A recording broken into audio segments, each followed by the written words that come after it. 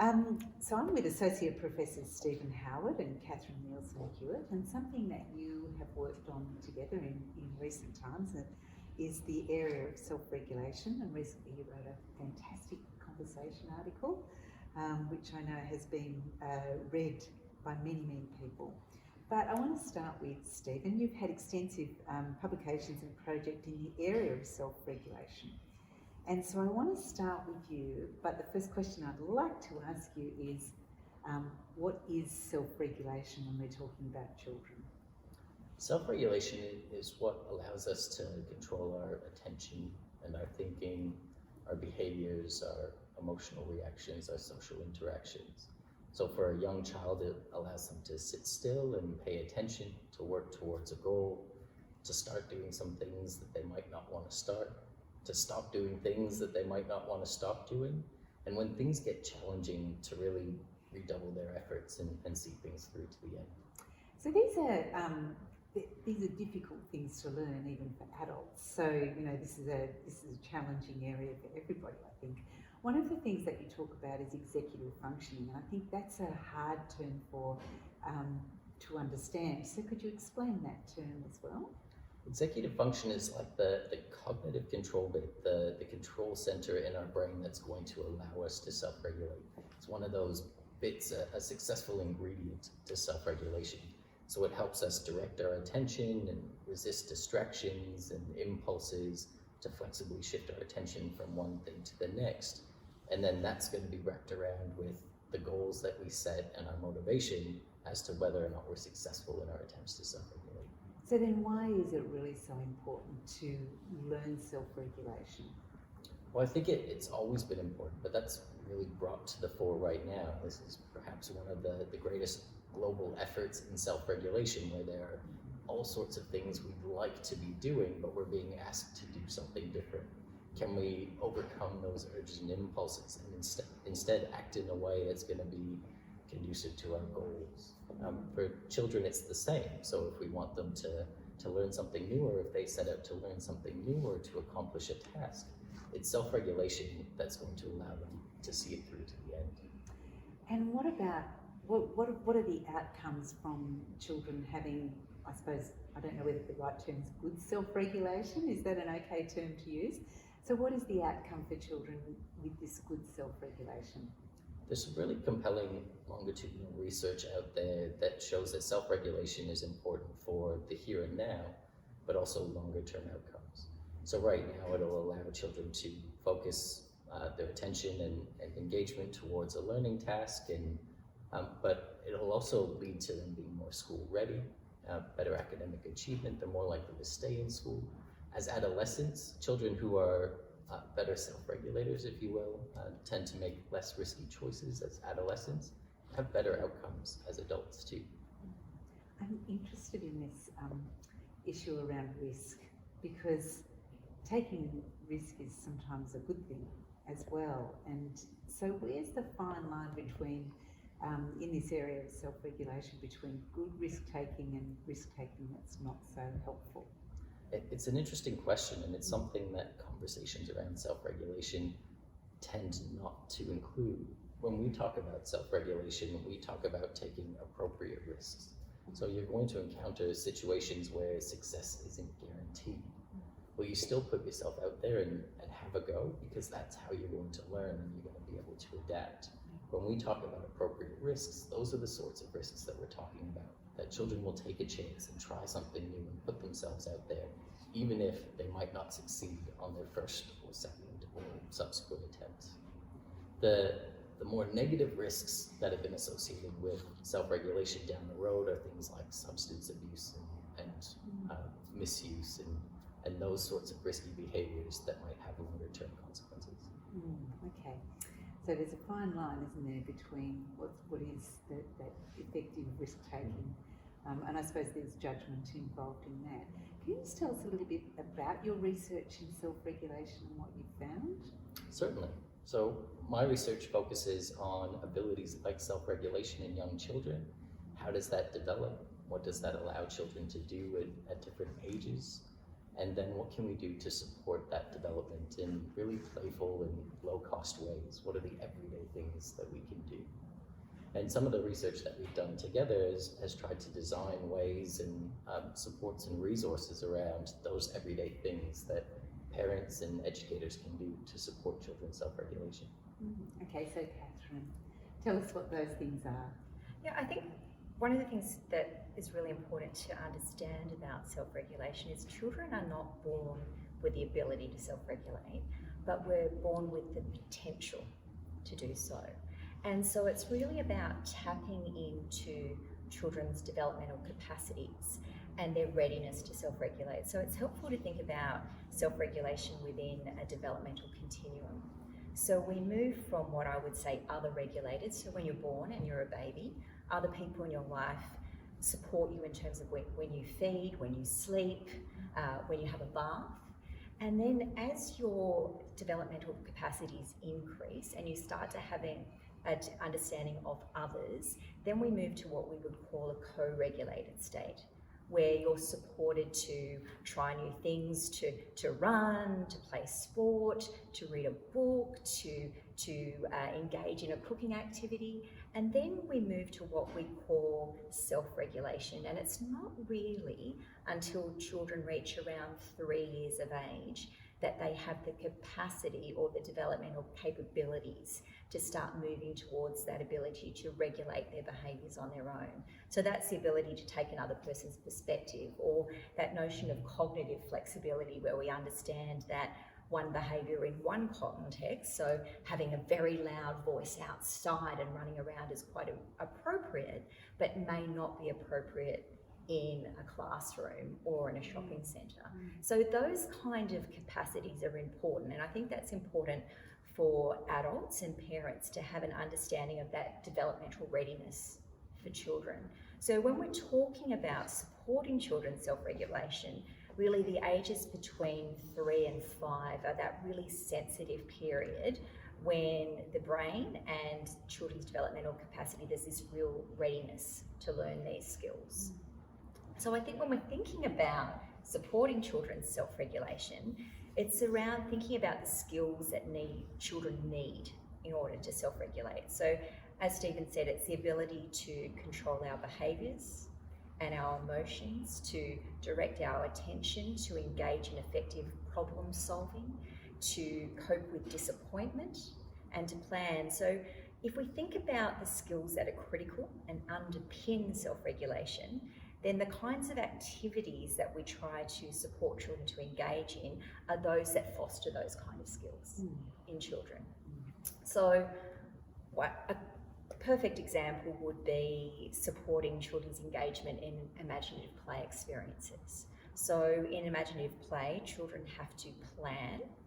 So Leanne, you said that you wanted to build a cubby house and play houses. What do you think you might need in order to build a cubby house? So it's about planning and control and making choices. But even within play, sometimes things don't go according to plan. So the visitor doesn't actually say what you wanted the visitor to say when they come to visit, or you don't actually have one of the resources that you would need. So it actually supports children's problem solving. So essentially, as adults, we're thinking about the skills that we want to encourage, and we're engaging children in the activities that foster those skills. So what about the area of attachment with adults? What role does that play in self-regulation? Because I know you're talking about the things that we do with children, but what is it about how we be with children in the sense of attachment? Does that play any sort of role in self-regulation?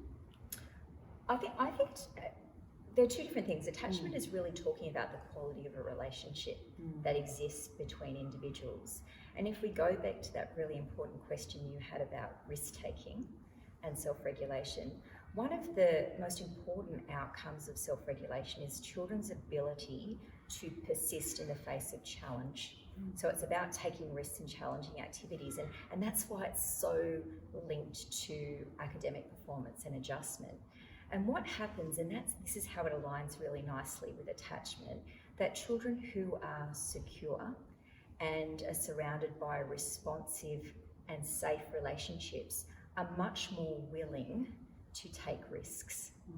And that's how attachment works in terms of supporting children, that you're supporting their sense of security and their ability to explore and engage in their environment in meaningful ways.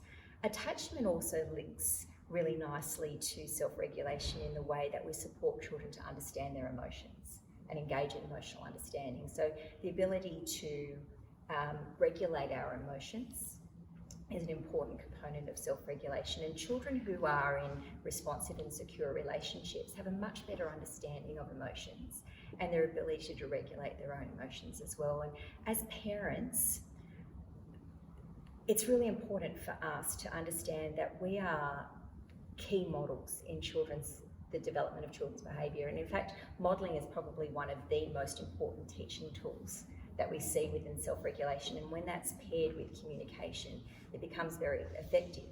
So in order to teach regulation, we have to be regulated ourselves, and that relates to the quality of the relationships that we form with children. Yeah, so it does play an important role, but it's part of the bigger picture of self-regulation. Absolutely. So one of the elements of the self-regulation is around goals, is, thinking about goals. So Stephen, what is it that is about goal setting with children?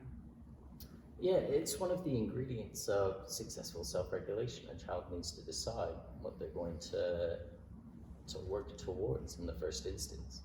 So there's a lot of occasions where something can seem self-regulated, but a child just never decided to act in a particular way in the first place. So if there's a family ritual about waiting until everyone's seated and thanking the cook for the meal, but one child starts eating before all of that happens, it could be that they forgot that was the ritual, or a visitor to the table never knew that ritual in the first place. That's not a lack of self-regulation, it's something to do with goal setting. So we really need to support children to set goals. Now, I might be wandering into territory that is perhaps not the place where I'm supposed to go, but I'm sort of interested in this kind of self-regulation, and then the other side of it would be being impulsive. So there's a lot of, we talk a lot about the impulsivity, and perhaps that being linked to, some sort of lack of control, and whether that develops over time. So there's sort of a balance there, because children are impulsive, aren't they? That's their exploration. When would we see, at what stage, you said 3 to 5, but where are we seeing children really able to understand their own self-regulation? Not necessarily being able to do it at all times, but being able to understand that it's important. At what stage of their development would we see that? You can both answer that. I think it's important to acknowledge that self-regulation is made up of a number of domains. So we talk about our physical regulation and our behavioural and emotional regulation, but there's also cognitive. And in much the same way that we move from other regulated to self-regulated, we also see that this unfolds in a sequence. So typically we would see the 3-year-old starting to be able to actually exert some level of control over their behaviours and physicality from around 3. So for instance, Sarah's got that toy, and I really want that toy, but if I grab it from her, I'm going to get in trouble. They're going to take the toy off me and they're going to give it back to Sarah. So what I might do is I think about my behaviour and I'll say to Sarah, can I have a turn when you're finished? And it's active and intentional, and I'll walk away from Sarah so I'm not tempted to grab it. So that's that kind of behavioural, physical. But in terms of the cognitive, and really being able to intentionally direct our attentions and problem solve and cope with failure, that is something that continues to emerge over the middle childhood years, and often it's not till the end of the primary school years that we see children to be truly able to exert control over those kind of behaviours. But I think it's also important to contextualise, and jump in here, Steve, but we need to not only think about the child's ability, so the inner exertion and control over these behaviours, but we also need to consider the environments to which they're exposed. So there are certainly environmental influences like stress and hunger, and tiredness that will really diminish children's capacity to be able to self-regulate. So we need to contextualise what these challenges are for children. We know those things will hijack a child's self-regulation. They hijack an adult's self-regulation. You have a hard day at work, a long day, you're stressed, you're tired, and you come home, and your fuse might be just a little bit shorter than it otherwise would. It's even harder for children who have even less capacity to self-regulate. Yeah, so that's, you're talking about adults, and so adults in a child's world, supporting them to self-regulate also requires adults to self-regulate too. What are your, I suppose, for families, what are your suggestions around when maybe there's a dissonance there between, a child experiencing challenges in self-regulation and an adult feeling the sort of stresses which can impact? Especially, I think at times like this, we really need to reflect on our own emotional well-being. And when we talk about that, like we said earlier, that in order to teach self-regulation, you need to be effectively regulated yourself. So it's being about conscious about your own emotional triggers and look after your own emotional well-being first. And so at times of stress, we know that we don't cope very effectively in supporting children. So really tapping into those strategies and showing children that it's important to kind of slow down, take deep breaths. There's lots of kind of those physical skills that you can do around yoga that really can reduce your stress levels. But I think as a parent, it's also important to communicate with children how you're feeling and to let them know that it's okay to show big emotions, because you want to give children permission to know that it's okay to feel these strong emotions. So it's important not to hide how you're feeling, and that's what we talk about, the importance of modelling and pairing with communication, because that's very validating for children as well. You agree? Okay, so here's one for families.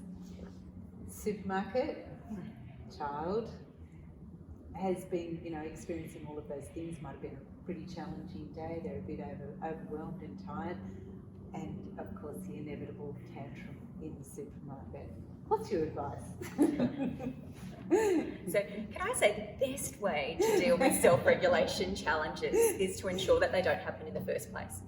So don't never go to the supermarket. supermarket just before nap time or when children are really hungry. So overtiredness, hunger can actually all make things really challenging. And it's also being aware that the supermarket, it's not surprising that some of the best tantrums your child ever does is in a very public place, and that is because they're overstimulated, and that puts extra strain on their brain and their already challenged ability to control their behaviours.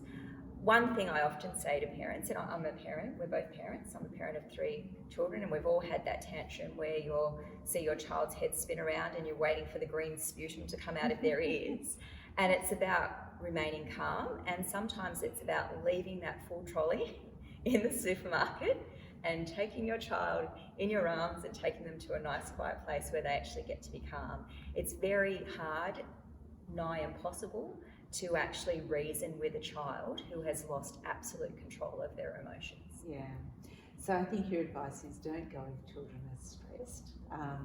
And that's a great tip but also maybe the people around can offer some support as well. I always think in the supermarket when a child is experiencing that, it's always nice to let a parent know that this is a really difficult situation.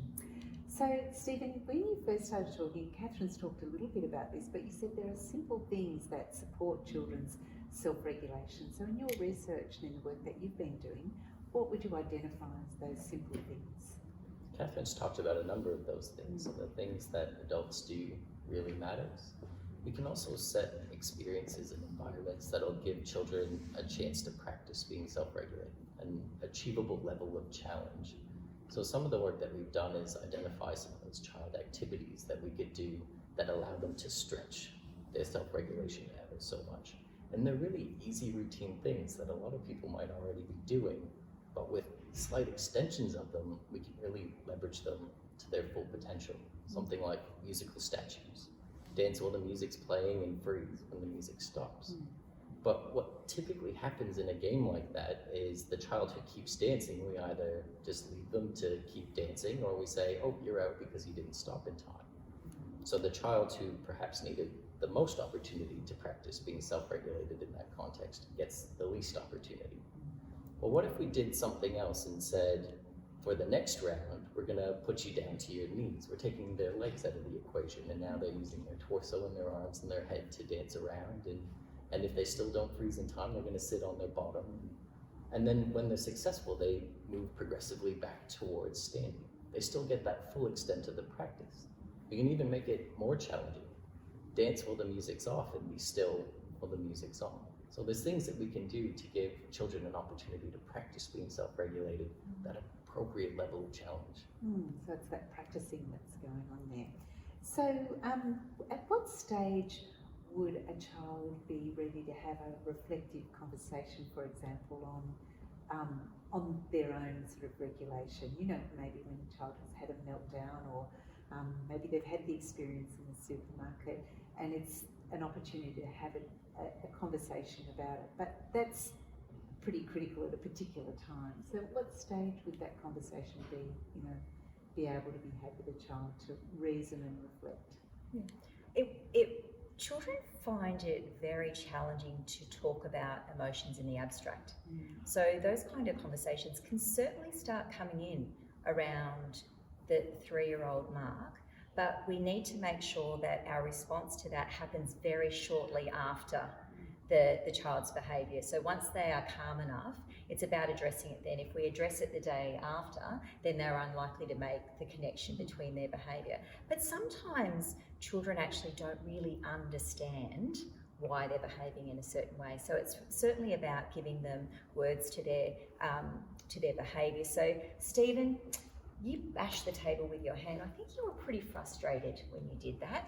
And so often we kind of pair those communications in the context that it's happening.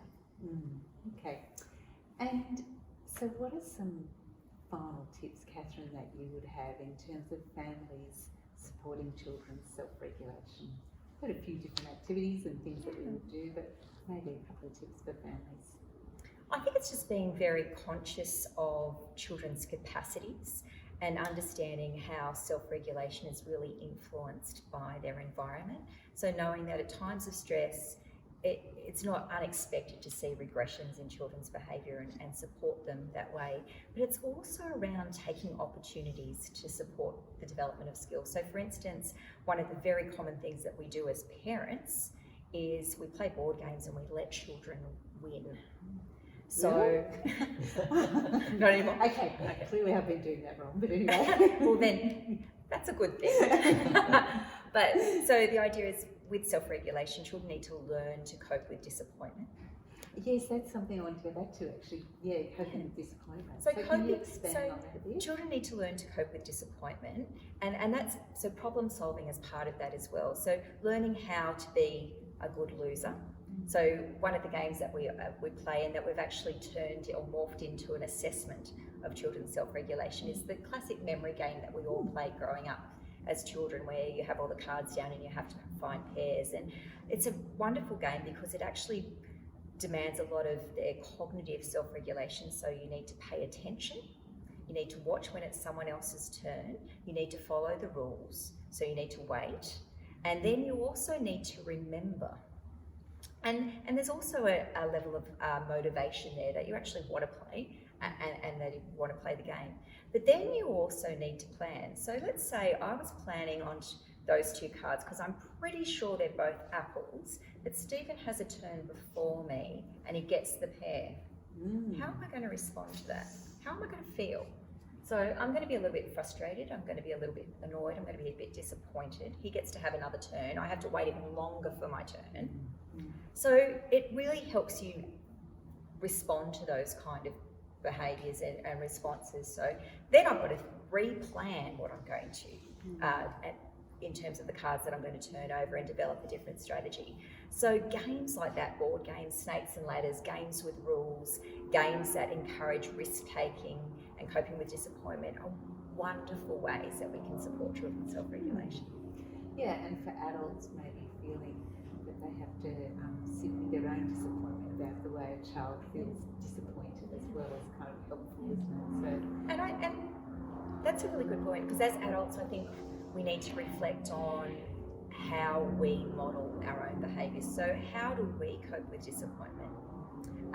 How do we respond to challenging tasks? Do we walk away, or do we try even harder? That was really tricky. How do we let children know that we're doing that? Or how do we model making mistakes? So for instance, you might read a story to a child at night and just accidentally skip a couple of pages and let children correct your mistakes, because that's a really important component of self-regulation, is knowing that it's okay to make mistakes and respond to that and carry on.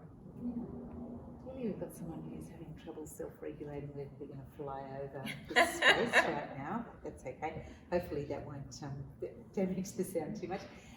So just to finish up, Stephen, what's next in the area of research in self-regulation? Did you thought about 125 next research projects At in least this area? 125. And yes. what would they be?